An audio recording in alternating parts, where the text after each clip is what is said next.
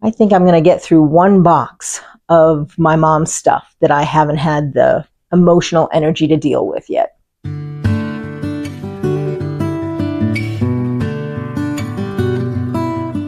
Hey, I am so glad you're here again. Thanks for tuning in. My name's Colette Roy, and I have been a professional organizer for 20 years. Today I want to talk about an organizing session that you can have with your partner. I know a lot of people who organize and declutter just by themselves, and I also know couples who really want to do that as a team. It's a little bit harder because what I'm finding after all of my years helping couples is people have a different pace.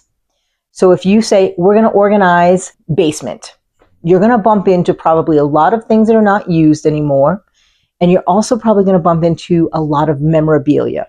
Memorabilia can create a lot of issues for individuals, but also for couples. And what I want to suggest is, first and foremost, take time to speak clearly with a lot of clarity about what your expectations are. Because it's really helpful if your partner is thinking, oh, we're going to get this whole basement done today. And you're thinking, I think I'm going to get through one box of my mom's stuff that I haven't had the emotional energy to deal with yet. That is a very big mismatch. So what I'm finding with my clients is that different pacing and different expectation of that session of getting it done is really different. And so sometimes once people start, they don't know that they're on a different page, and that tends to create a lot of aggravation for the person who wants to go faster than the person who wants to sit with the memories. And I would really recommend the remedy of putting aside the memorabilia to do on your own time. That is something that you should not be rushed on. And also it should not be impacting your partner who's trying to get stuff done in a negative way. These are almost two separate things in some ways. Memorabilia has a lot more emotional attachment than, say, old ski equipment. Easier to get rid of. So that's one thing. Check your intentions and what you want for your end goal for that session. And what I want to say is a lot of people have this mindset, oh, we're going to get the whole basement done in a day. That is not normally what happens, you guys. What happens is really unfortunate because it creates a lot of tension and frustration typically if you're not working in the same capacity. So what I want to suggest is commit to a time together. I like to do with my clients 4 hours. A 4-hour session is pretty chunky. There's a lot of decisions that are made in that time frame. So you want to be protective of not getting totally fatigued by decision making, because that's what happens. It's very draining to have to make decisions about certainly things that have emotional attachments to you. So set a nice time that you guys both agree to and what you're both going to work on. And again, the memorabilia should be on an outside experience with you. It shouldn't be in that same time frame. Time, nice and tight, scheduled in the calendar so that you both agree to that. And also to really hold firm to that. You might be getting really far, you might be really getting into it, and things might be flowing, and you want to be, yeah, let's keep going, let's do this. And then you might feel at hour 6 that you're ready to kill each other. That is not the goal.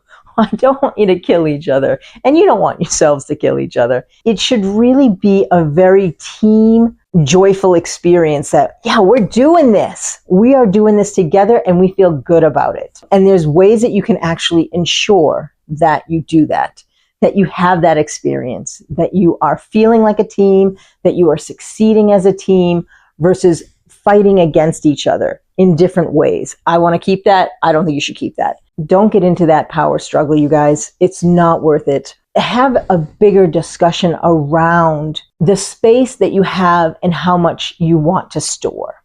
Finite versus infinite amounts of space really is a beautiful conversation to have.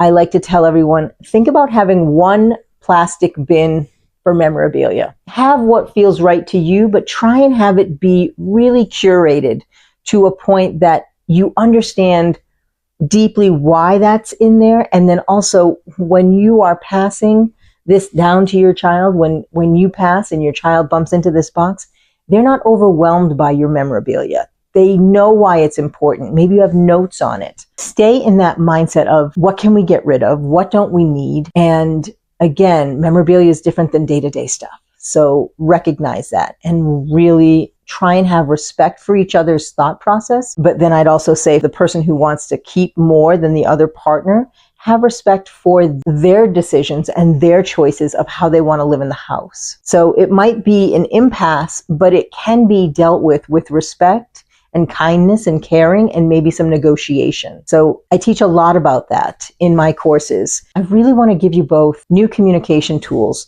that will help you dialogue and problem solve some of these pretty big issues that you both are living with inside of your home. Differences in clutter thresholds, differences in how much you want to keep from your lineage and your ancestors.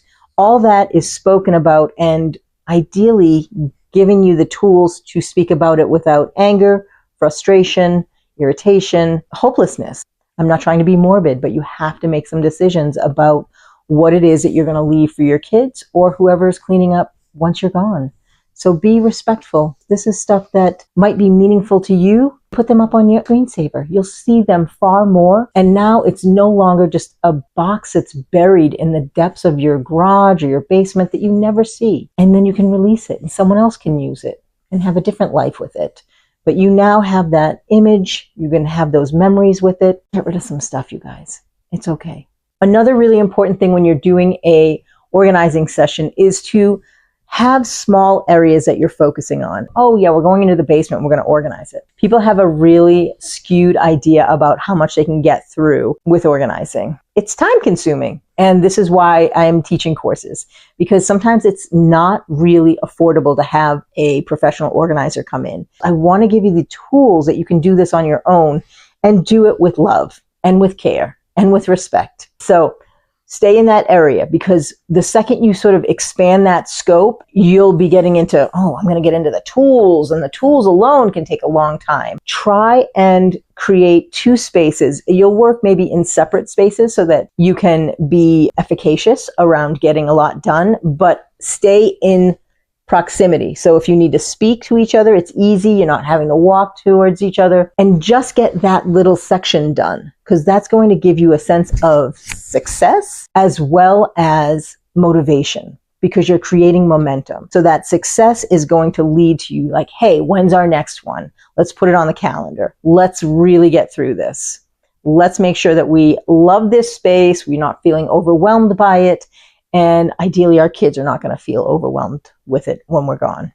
So anyway, that's it for today. Thanks for joining Colette Roy with Clutter and Couples. And again, if you want some extra help, Clutter and Couples book on Amazon, go grab it. It's a workbook that will help both of you learn some new tools and ask you those questions about what is it? What's happening in your body with this much clutter around the house, or all of the stuff that's in the basement that's just going, you got to deal with me, and you're not dealing with it.